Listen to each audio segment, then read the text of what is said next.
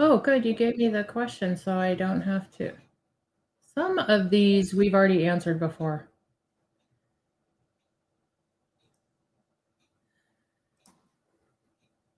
All right. Are we live now? Let's see here. Had an error. Hold on here. No clue. No.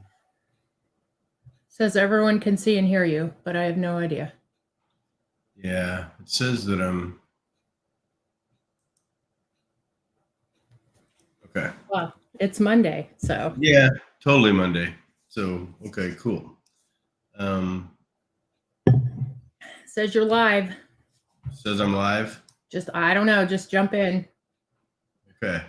Yep, there we are. Okay, sorry about that. StreamYard did some updates, of course. So, anyways, welcome to Tech Talk with T&E. I am Terry Samuels, and Elisabeth Samuels. and today we figured out, or excuse me, we figured that we would just do some Q&As. We get asked a lot of questions about different topics, obviously, and so we were just going to have fun, answer some of the questions. If you guys have questions, put them in. We're happy to answer them. Like and share, like our YouTube channel and share our stuff. That'd be awesome. Elizabeth, do you have a question right off the bat? Do I have a question right off the bat? If you don't, I've got some. I do. No, I do. Because, okay, so like you manage all of the digital, the SEO. There's a lot of things that are changing a lot more rapidly than they are over on the web development side. Like a website is a website is a website. Yeah, we have CTR and all of that. But what would you say is the biggest thing that you run into when you're doing audits on clients that other SEO companies have worked on before? I think, well, the biggest thing obviously is around content. And I think it's just because people are still doing content or haven't looked at their content in a long time. I mean, most of the updates in the past 12 months from Google was around content. You had the helpful content update, you had the eat update, the eat update, and you just had some spam stuff in there also, which is normal. But I think the biggest thing is that in the world of AI, especially, that people really need to pay attention to their content. Their content needs to be better. Their content needs to be helpful, if you even want to use that word in that context. But I think that's the biggest thing I've seen in audits is there's still a lot of light content out there, 300-400 words on a page.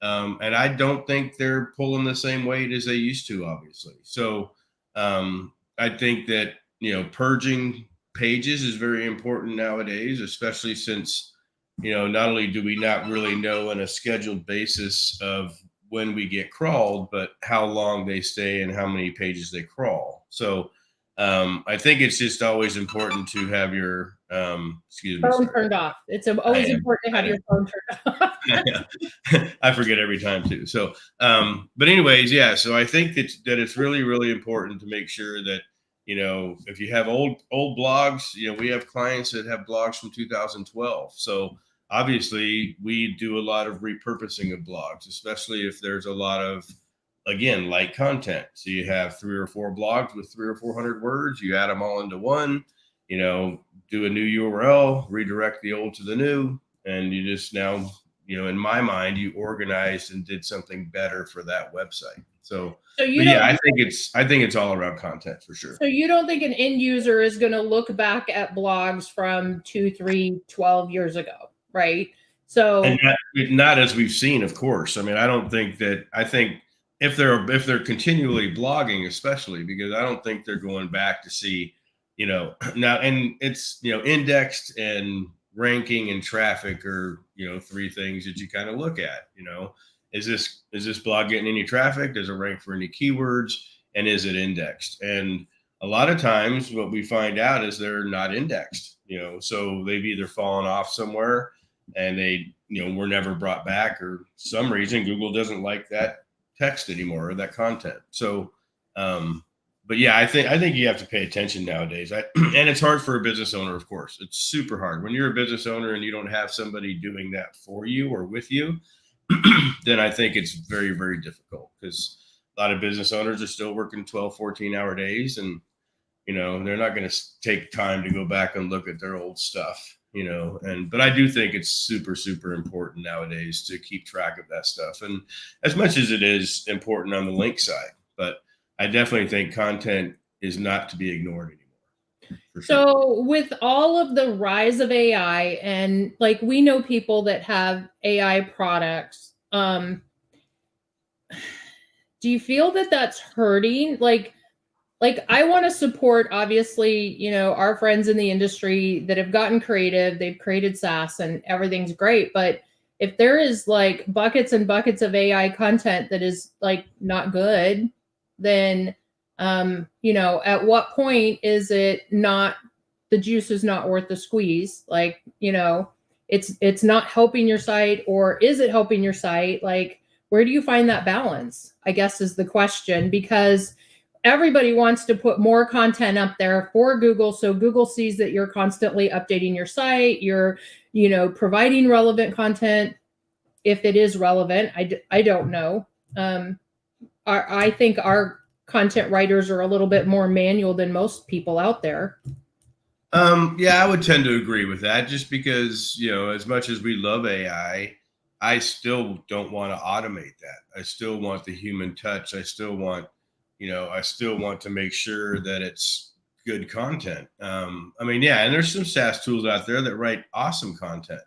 I'm not going to pick any one or two out just because there's, a lot out there. But I do believe that if you're just auto-generating content to auto-generate content, and you don't have a human touch or a Grammarly Pro or something checking this content, then I don't think you're going to get the benefit out of it that you think. Of course, there's cases. I do know there's tools out there that write very good content that also auto publishes that content. That might be working just great. But on Salterra side, with the greatness of AI on our side, is we just write a lot more content. But now our old writers are now kind of copywriters. They're the human touch that we want in Salterra, and we're still pumping out hundreds of articles a month, but we're not doing it automatic. We don't, say, hey, pump 10 articles every single day to this site, and not even checking it. So we haven't gone to that extreme yet. I have some websites, obviously, that we could do that on to test, but I like it more personally. Our clients love our content, especially the way we train ChatGPT. So I don't want to kind of mess that up. So every time we turn in content to our clients, it's exciting for them, because we're, with the help of ChatGPT, we're coming up with clusters of content now, and we're coming up with, really good topical relevant content that we want to present to them, and they're happy to, not just post it, but even help us build out more of that. So that's the biggest thing. Yeah. But I do think that's why I said the wrath of AI. There's new websites being built every 3 seconds now. I just did this at the Legit Lab. I had all these statistics, and it's crazy how much AI has changed things, and it's not going to get any easier. It's still going to be coming, and granted, it's going to be better and better and better as far as the quality, I hope. But I still believe that, at least for us, we still have to have that human touch. I'm just not ready to kind of vomit content out in the world, so to speak. What would you say is our advantage as an agency over some that you've seen? Like, obviously, we don't know like everybody in the industry, but based on the audits that you get in, where you're the 4th or 5th SEO company to take over, what would you say is our strength and advantage as an agency? I think it's, again, the biggest thing that we're different is in the is in the realm of the content. So I'm all about content. I'm all about siloing a website. I'm all about schema, of course. And I think that, what we look at is especially when we take on a new client, is we look and see what content has been written. Was it purposely written for a purpose? Or is it just fluff content? Or is it just content that's maybe a little bit off topic, but the siloing is confusing in it, as far as understandability of how a website's to be crawled. But I do think that, what makes us different is we are a family business. And I think that, we've got each department doing its own thing, which I think is pretty cool. I don't know. I mean, I think it's more of what we look for of how we can help people, because I love taking on clients that are either stagnant or even having a little bit of a downturn or even a big downturn. I'm helping a couple sites right now get back from the helpful content update. That seemed to be the biggest boom that happened last year as far as updates. But I think as far as differences, we really care about our clients. We really make sure that we're on the same page with our clients. I'm not a guy that you can just hire and I never hear from you in 6 months. It's not going to work out. So we have to have these constant communications. We have to make sure that not only am I providing leads, but am I providing the right leads, quality leads? What is our conversion rates? All this stuff where we have to be strategically teamed with the proper people on that side of the fence. So again, I think our communications is probably one of the best things that we do.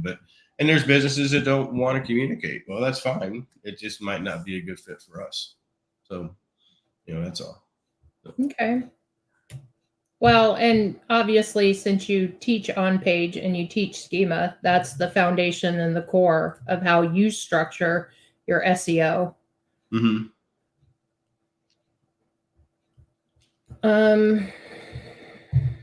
What are some key technical tips for SEO that businesses should focus on?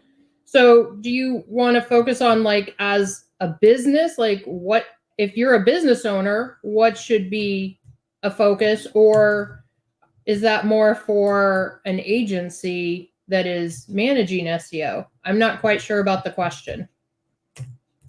I'm not sure either. Question. I'm not sure either. I think, again, most business owners don't even pay attention to their website. Oh, that's a fact.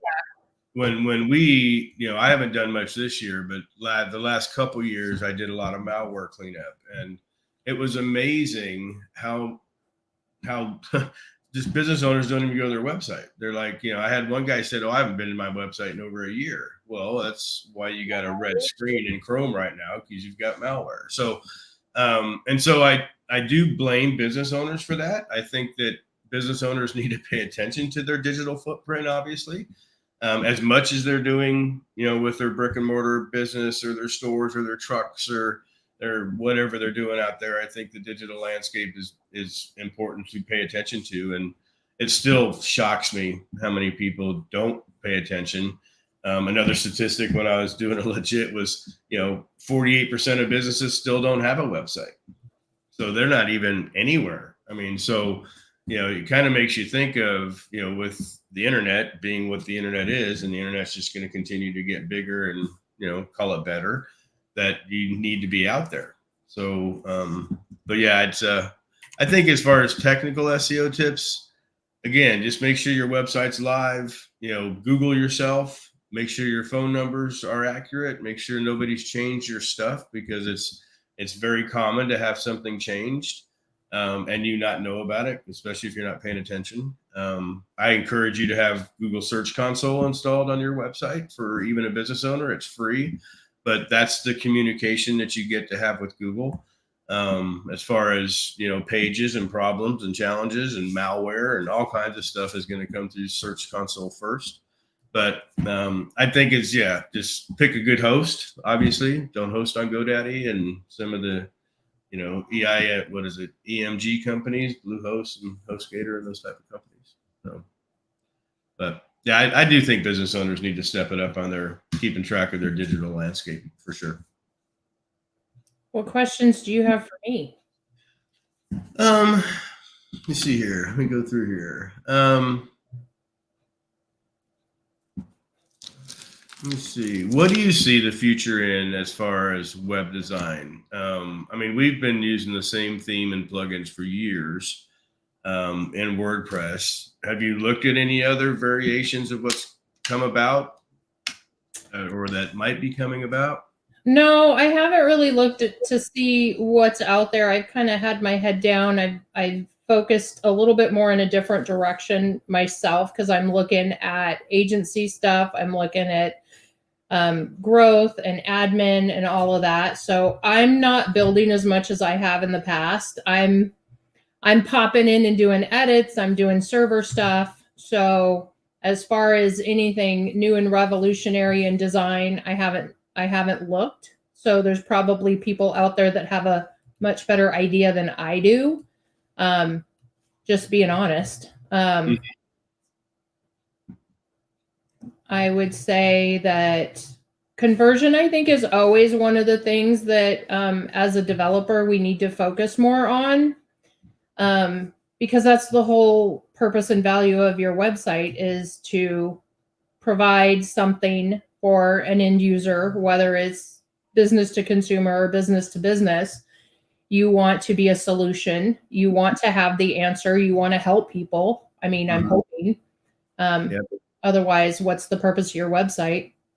But having creative but authentic conversion instead of, I'm going to be honest, like I've never really been a big fan of funnels just because, yes, I know they work, but they just don't feel good. They do feel a little spammy. And so that's my hang up, I would say, now that I just put that out there for the universe. Thanks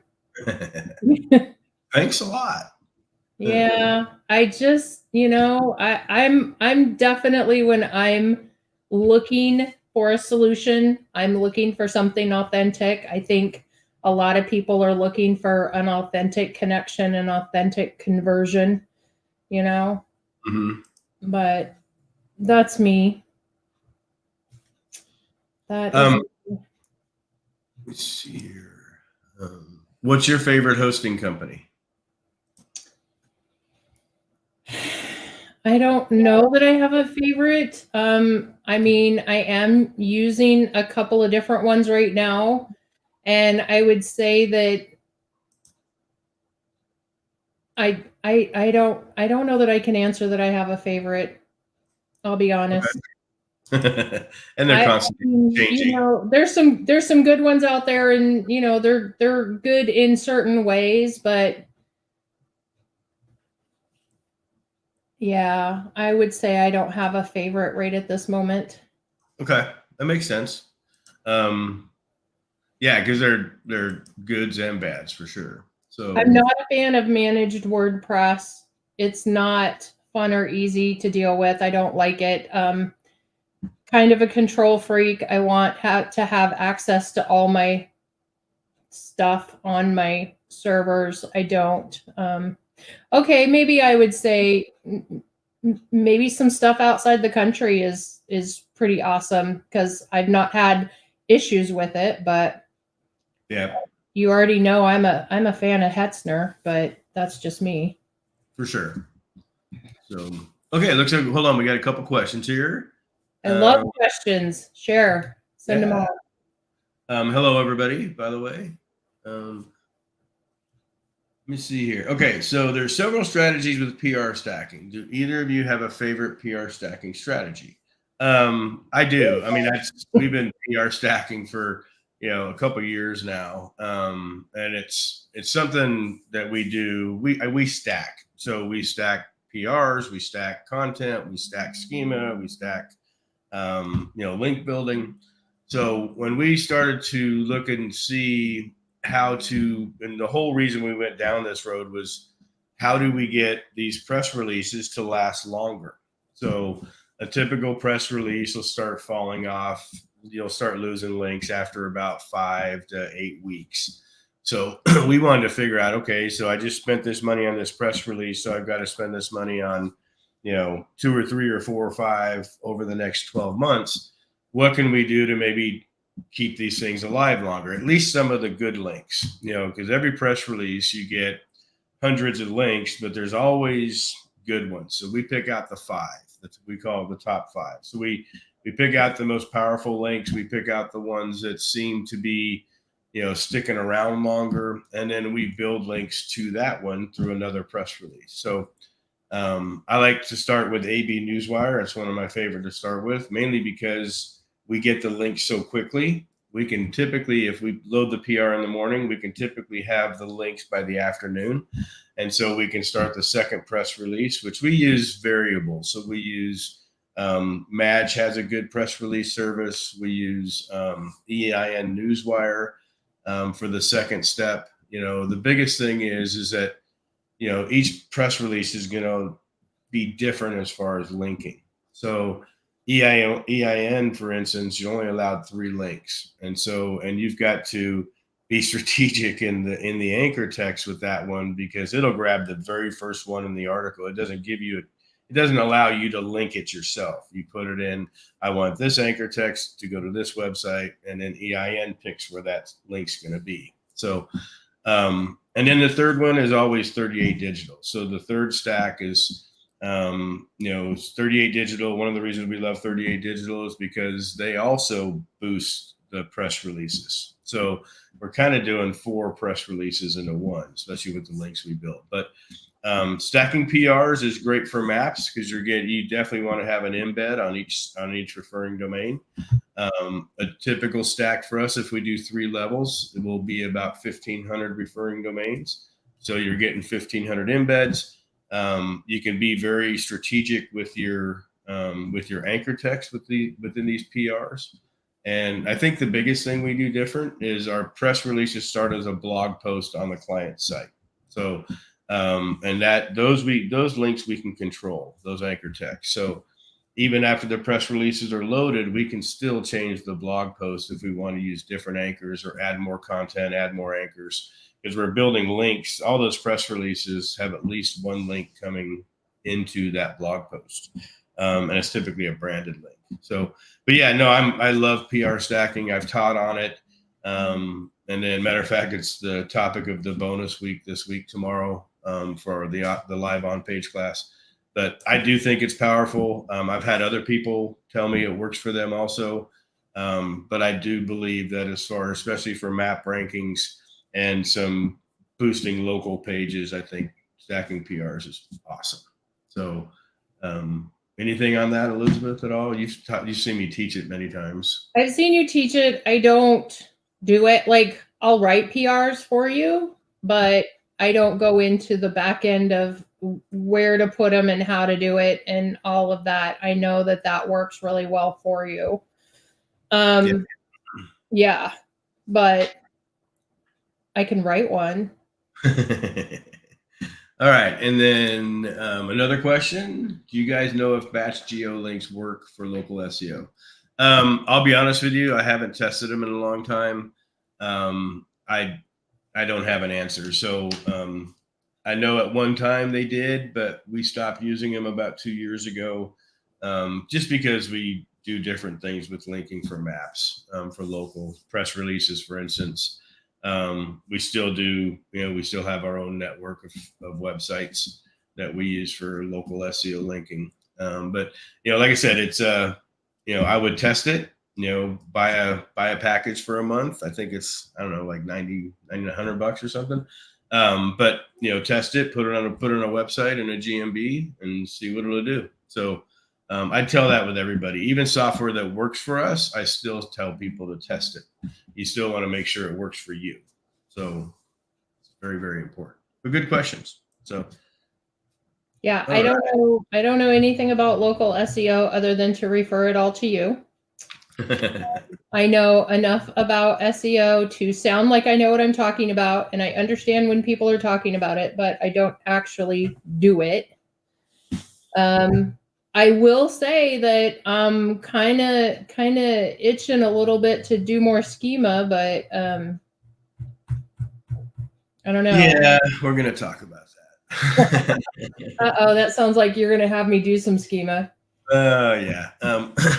We do we do white label schema for a lot of companies, a lot of agencies, and it's actually the fastest growing part of our business. Is people are realizing the power of schema, especially schema that's done, call it manually. But yeah, it's a it's a big deal for us. Let me see here. I had a question. Branding. So what advice for businesses looking to grow their brand is in a highly competitive market do you give them? We both do branding. You do it on the design side. I do it on the technical side. But talk a little bit about branding. Okay, so the biggest thing that I am going to say about branding is we need to be consistent. So, as a business, if you have a logo, if you have colors, then let's make sure that that is consistent across all platforms, that it's the same logo, same colors, same message, same images, same fonts, because you want people to get to know you, and they're only going to know you as many times as they see you and they see that it's consistent. So if I go and I go buy a Coke, right? Everybody knows Coca-Cola is what, 130 years old, give or take, but they have had the same font. And if you guys remember, like what, 80s or 90s, they tried to rebrand with the new Coke and that flopped, you know. Being consistent is important. I do get a lot of people that say, oh, I want my website to look like Apple. I'm like, well, you don't have the budget. And I can make it look like Apple, but nobody's going to know who you are. Like, everybody knows Apple because they have been consistent with their branding, with their images, with their messaging for quite some time. And so for a smaller company, obviously, if you don't have the big budget and the big design team like a lot of these other large corporations have, then absolutely. Let's get a clear message as to who you are and what you do and how you solve problems, you know, because again, branding and CTR is you know, very, very closely related, I would say, you know. And be careful about your messaging, making sure that it is a solid who you are and what you do. You know, you want it to resonate with people. Again, it's a big complicated thing because yeah, I want it to look pretty, and yes, I want it to answer and solve all these problems, but you know, I do want people to resonate with it. So I want it to be authentic. I don't want it to be too fake. And it's a lot sometimes, so you just need somebody to help you kind of sift through it. I've seen so many clients to where they do their own branding, and okay, that's fine. You know, us professionals do it for, you know, a reason, to try to be clear and intentional with the message that you're sending out.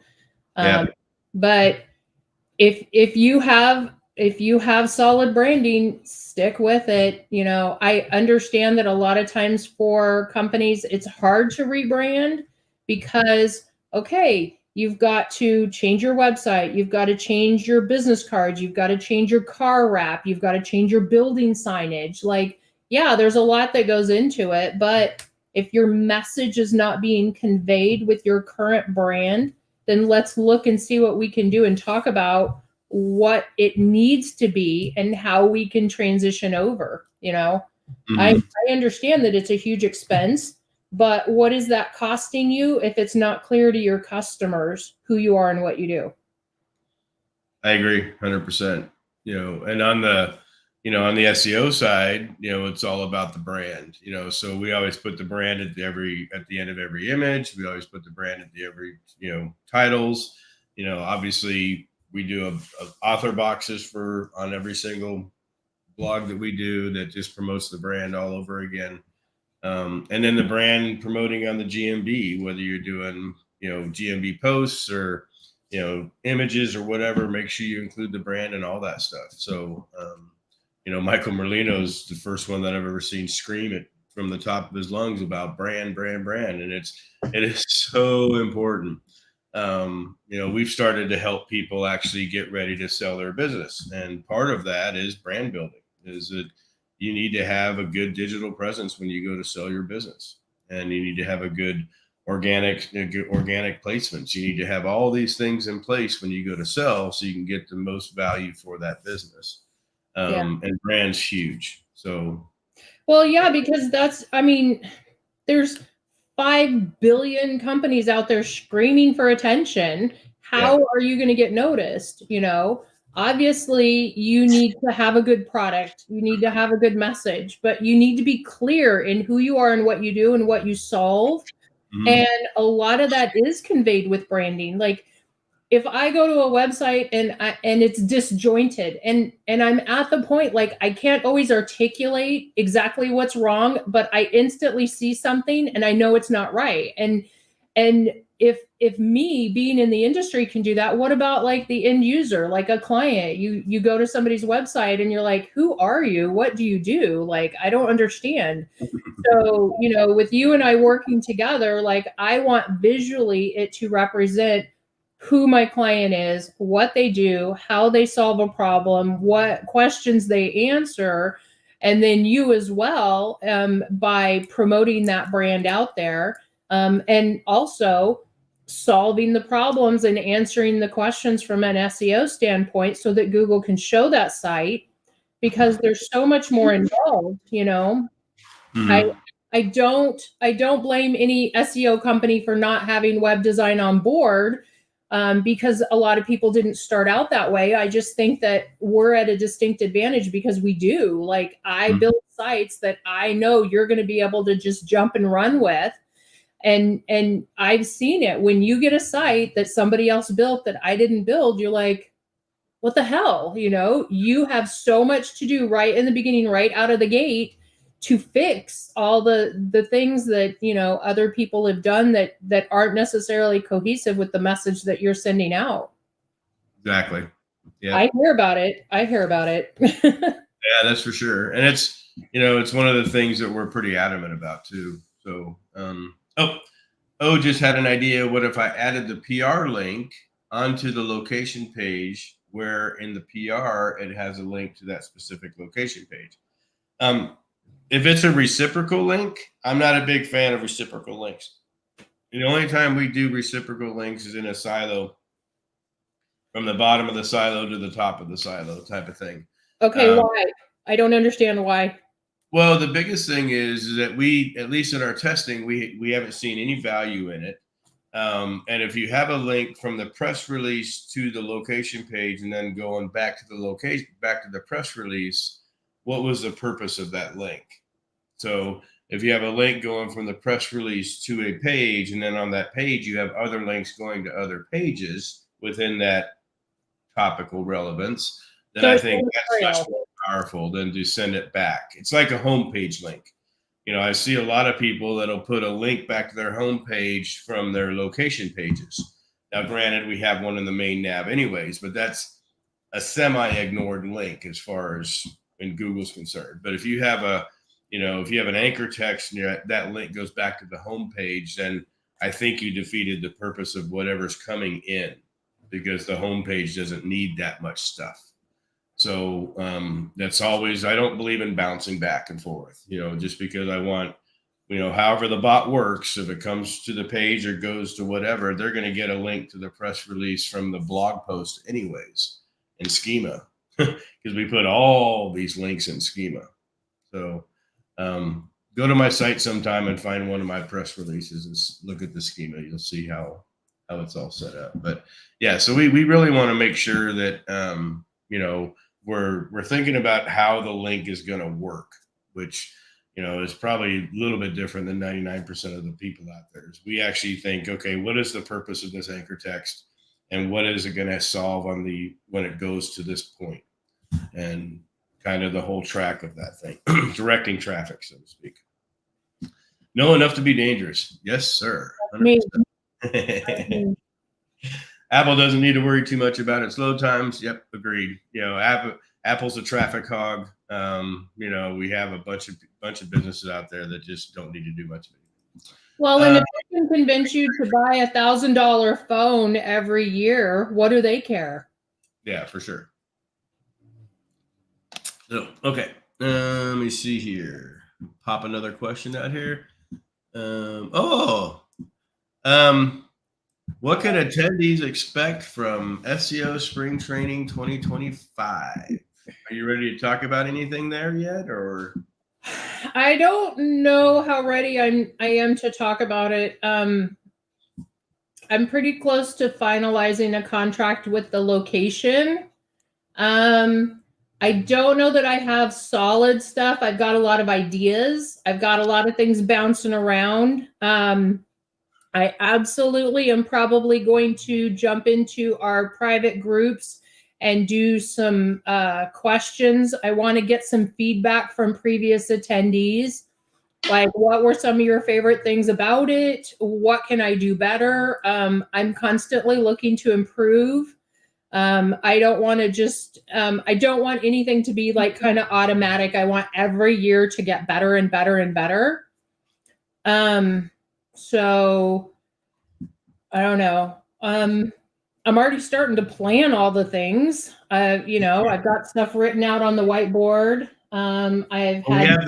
We have the dates. We have the dates. I can share the dates. It's the 1st through the 4th of May. So that first weekend in May. We're looking to have our traditional 2-day conference schedule, 1 extra day for those that are doing like the tech mastermind, and then another extra day for the VIP. So if somebody is a VIP level, then it's Thursday through Sunday. If you're just a general attendance, it's just Saturday and Sunday. The welcome reception, we'll always do that Friday night. That's always going to be fun. And we're looking at Chandler instead of Scottsdale. Yeah, so we found like super cool area in downtown Chandler, Old Town Chandler, that has been revitalized. There's a ton of places to go right within like a 1 block radius. I think they have like 35 restaurants and bars. So as much as I love the idea of everybody staying on property and hanging out together, I also know that not everybody is, a geek like us and are kind of, confined to our little network. But there are a lot of people, I think, that want to go out and do stuff and see the area. And we absolutely encourage anyone that wants to kind of make a little vacation out of it, take a couple of extra days, go check out the Grand Canyon, do all the fun Arizona things. There's actually quite a few people planning that this year. So that's exciting because it can be, Arizona's got a lot of stuff. Everybody goes to the Grand Canyon. I actually like going south down to Tombstone and Bisbee down in that area. So, but yeah, I'm excited to see people come and, do the things, so to speak. So all the things. So, I love it. So, okay, let me see here. What are you looking forward to at spring training the most? We just ended the speaker request. I just took the form down this morning. We have a lot of people that want to speak, and we've already asked a few people. I think the most exciting thing is building that part out, is building out the speakers and and then we're still going to do the morning. Well, we don't know yet. So, but we're still going to have breakout rooms and main stage. So we're still trying to figure out that kind of process. But, and what these breakout rooms are going to entail. I think we're going to get more into automation this year. And then more into a little bit different aspects of AI. But I think that's the fun part for me. So the committee and I are starting to formalize that type of stuff to take to the main group. Elisabeth and I don't just do all this stuff by ourselves. We never could. So we actually have people that help us, which we're super appreciative of. And so I think that's the biggest thing. And obviously, the golf extravaganza is my favorite day. So, and that grows every single year. So, and the golf course is like attached to this hotel. So that's going to be really cool. So you're trying to say that you might sneak off and go play an extra round of golf? What? You never know. If Terry's gone on a Saturday morning. Whatever. No, I just, we do go to a lot of events throughout the year. We see a lot of people love it. I love seeing what everybody else is doing, but obviously this is something that's pretty special for us. I'm looking forward to being a little more relaxed this next year. I've got some help in place so that I can do that. Because the biggest thing is like I get to hang out with all my tech friends and I love that. So Exactly. Yep. but Let me see. Yes. How do you think we treat, or how do you think our process of client relations is? One of the things that more and more people are starting to realize they really need to start paying attention to is the churn rate. All the different things that people go through as far as churn. I've seen presentations to where they actually put like a 10% churn rate in their kind of like their spreadsheets, and I'm just like, that's kind of odd, that you would okay, plan so on losing people. I would So, say for us, we kind of take it personally. And I understand that it's business, but we're very invested in our clients. We're very invested in their success. And if somebody leaves, we've had a couple leave through no fault of our own. It's, yeah. nothing we did or didn't do. And it's a challenge, it's harder for us, I think, just because, family is so involved in our business as far as not only just our employees, but you and I. And Mhm. we look at a lot of our clients as part of our extended family as well. So I think we take it a little harder than most people. But, I understand we approach it differently too, when we have meetings with clients, we really want to get to know them on a deeper level. And how can we help you? Not just, not just how can I take your money and do all the things. Like, we are invested in their success, Yeah, and, for sure. and I think because of that is why we've had clients where, like, even if they do leave and they come back, Mhm. you've had several clients that have come back and, again, no fault of your own that they left in the first place, but they're like, man, I'm not getting this anywhere else. So Yeah, and that's and that it's unfortunate when people do different things, but I think it's also important to make sure that you're not just doing on my side. I just don't do SEO. I mean, SEO is a part of what we do, but we have the whole high level system, the retargeting system, the funnel systems, pay per click. We try to do everything a client might need or desire to fulfill their goals or whatever they're working towards. And I think that's super important. I think if you're just an SEO person, that I think you're going to get consumed at some point, as far as they're going to hire a pay-per-click company or they're going to hire somebody else that they really like. And, oh, by the way, we do SEO. And so next thing you know, you're gone because now they like the pay-per-click company. And, granted, they might come back, they might not. But, I do think that, the word no, we don't do that should never be in your vocabulary. If you don't do it, find somebody that does and mark it up. oh, well, I tell people all that all the time as far as their website. They're like, can you? And I'm like, yes, but it's time and money. Yeah, It's probably going to cost you. It may take a little more time, but yeah, I can do that. yeah, for sure. So 100%. So, okay, another question here. Oh, this is for me. Terry, can you tell us a little bit about your on-page class? Okay. Yes, no problem. I've been doing this now year and a half, almost, yeah, about a year and a half. I've been teaching live classes, and I started teaching a live content class mainly because of the audits I was seeing and going through. A lot of people are, again, they're either not paying attention to their website and their older content, or they're continually doing the same thing they've always done, thinking they're going to get a different result now. And so when I started thinking about a live class, I wanted to cover basically getting back to what are you writing about and why.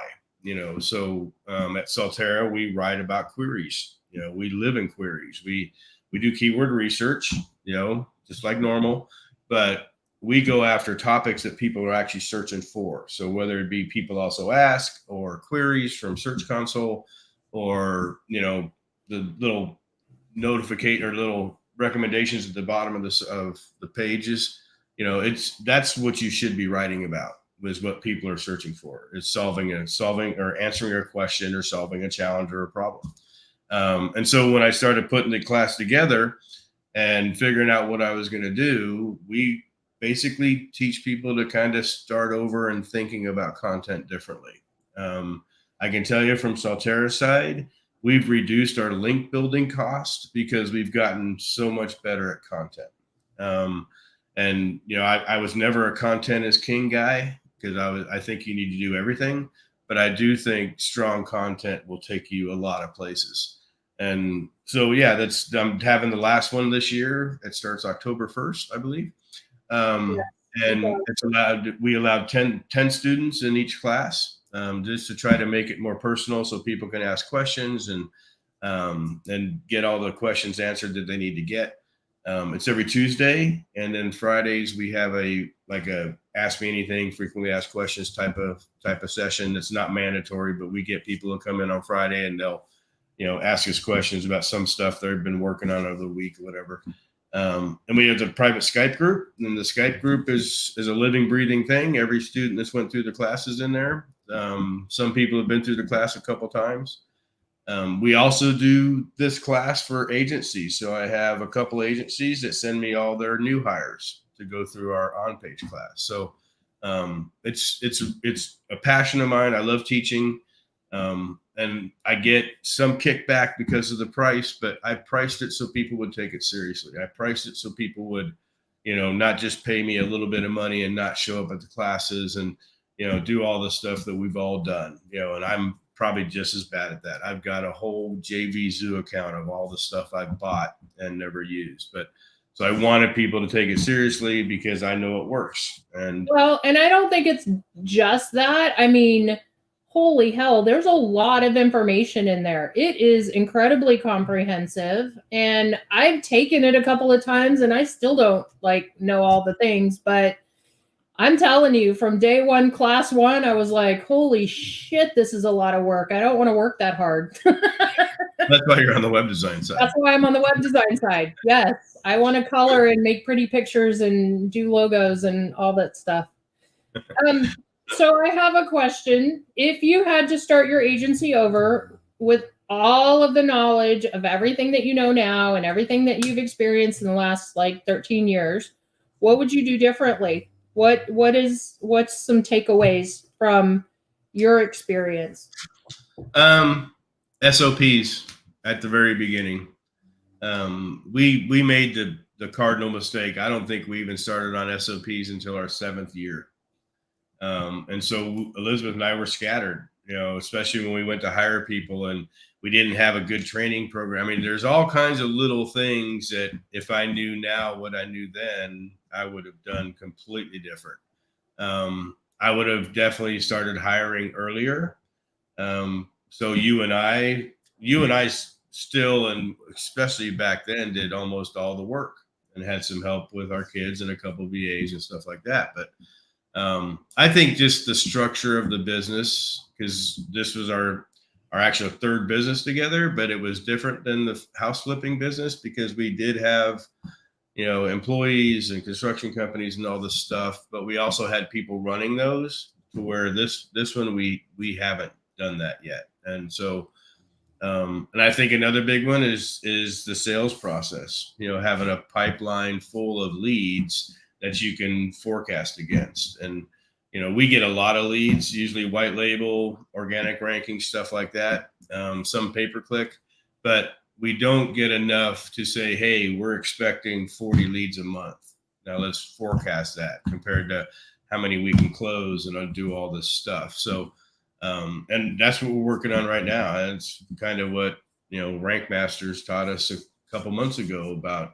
This is the stuff that we should have done 13 years ago. and we didn't. And, it's learning experience, but, now I just kind of hope and, help people that kind of not make the same mistake. And I don't really call it a mistake because we grew fine. We did fine. COVID hit, we got our ass kicked, but we bounced back, so, that was always good. But I think the biggest point is just making sure that structurally we were better with SOPs and training processes and all that kind of stuff. Well, and I know that for my side, I've had a team and support a lot more than you have. I think it's harder for you to let go of stuff because you are so invested in making sure that like your on-page and stuff is done correctly. Mm-hmm. It's hard to train somebody to be as purposeful and intentional as you are. Oh yeah, for sure. And some of this stuff is very hard to teach people, especially when you get around anchor text. Anchor text is not a check off a bullet point system, use these 5 anchors. Well, that's fine, but you also need to be more creative. You need to be able to, think about, can I use this whole sentence as an anchor? Does it make sense to do that? And that's the type of stuff that's hard to teach, especially new employees. But, we really spend a lot of time in the class about it because it's so important in my mind to silo correctly, especially nowadays. Internal linking is all about it. That's what OnPage is how are you linking one page to another? And what's the purpose of that? If I'm in the web design silo, I might not want to have anything go to the SEO silo or anything else. I want Google and my traffic to stick within the silo of their intent, so excuse me, I don't want to confuse them or Google and say, oh, by the way, here's a link over to SEO and you don't have a website yet, but let's send this link over to SEO and go spend some time over in SEO. Well, it's probably didn't do you much good in either case for the end user or for Google. So I think that's a lot of websites that are not siloed correctly. Oh yeah, for sure. It's the biggest thing that we see in content.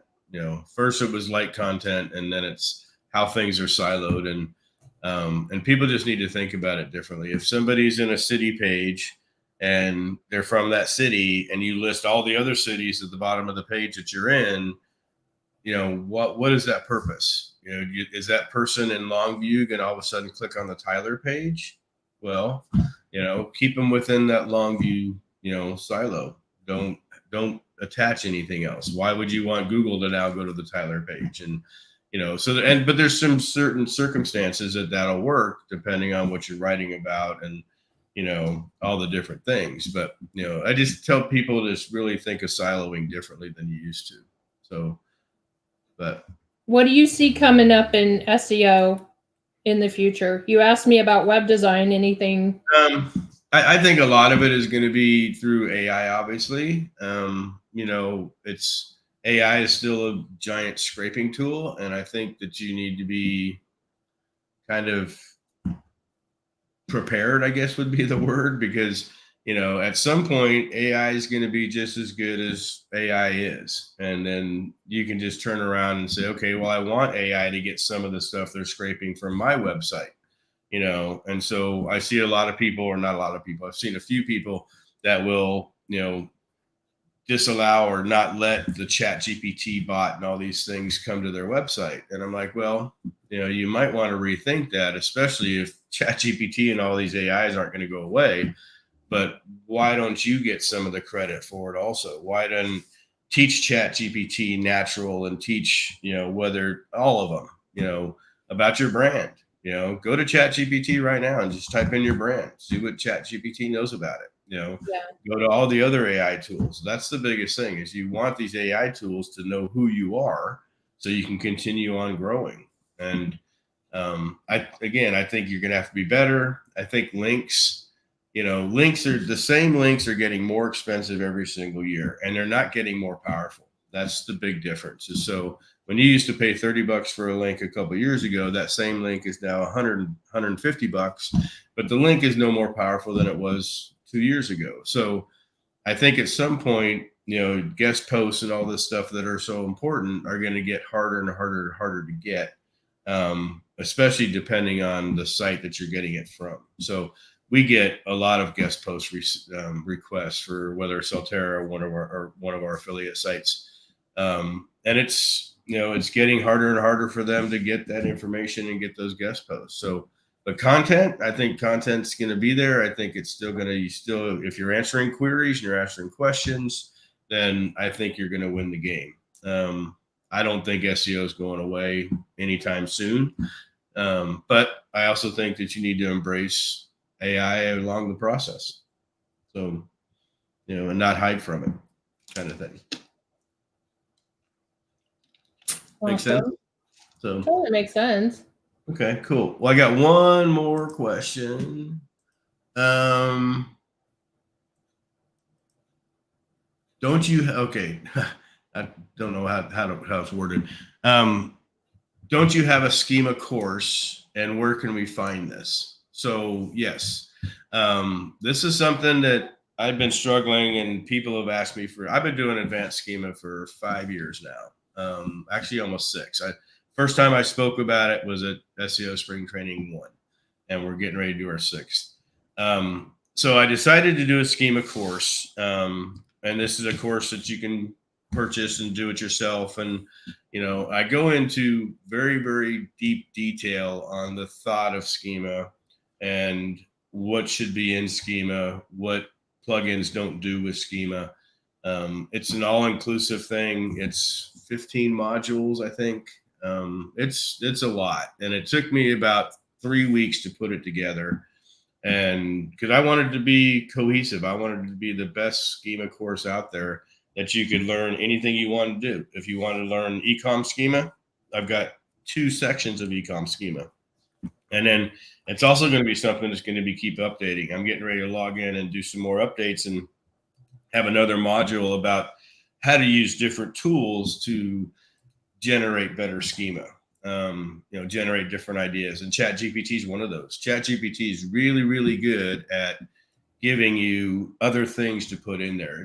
It's okay writing the schema. We don't use it for that, but we definitely go out and we learn more about topics that should be in the schema, or maybe different things we can do with schema. And then it's at SEOuniversity.net. It was the place to get actually the OnPage class and the course. But I think the biggest thing is that you just want, if you're going to go down the schema road, which I encourage everybody to go to because I think it's so important. If you're going to go down the road, do it right. Don't half-ass it. Don't think that you've got something when there's still more out there. And just like I said, if you're interested in becoming better at schema, the schema course is one for you. It's priced reasonably, I think, because of all the stuff that's in it. And again, you get into a private Facebook group with me, and I not only answer your questions about schema, but I also help you with other stuff in this private Facebook group. So it's something I struggled with doing for a long time, just because, I didn't think that a course would do it, but the way I think I did the course and the videos, I think it was the way it needed to be done. So so far we've gotten rave reviews out there about it. We're not really pushing it that hard, but it's out there available if you guys want to get the schema course. And if you want to learn about schema, or you're going to learn more in this course than you ever will doing anything else. So, all right. So that's the last question I had. Any other questions? Nope. It looks like we're all caught up. Yep. Okay, cool. I have any other questions? Right on. I've got a couple more, but about family and all that good stuff. Maybe we'll save that for later. They're overhearing about our family. But we're at an hour anyway, so thank you everybody for joining us. Please continue to ask us questions, because we do save these, and I like doing the Q&As, the frequently asked questions, ask us anything type of stuff. So yeah, please bring it to our attention if you have a question about anything, if you have concerns about whatever. But yeah, so we're an open book for you guys, whatever you need. But thank you so much for joining us today. It was fun. We'll be back next week. Next week we've got a few guests coming on that should be pretty. So, But anyways, thank you, everybody. Have a wonderful week. Do the right things at the right time, and we will talk to everybody soon.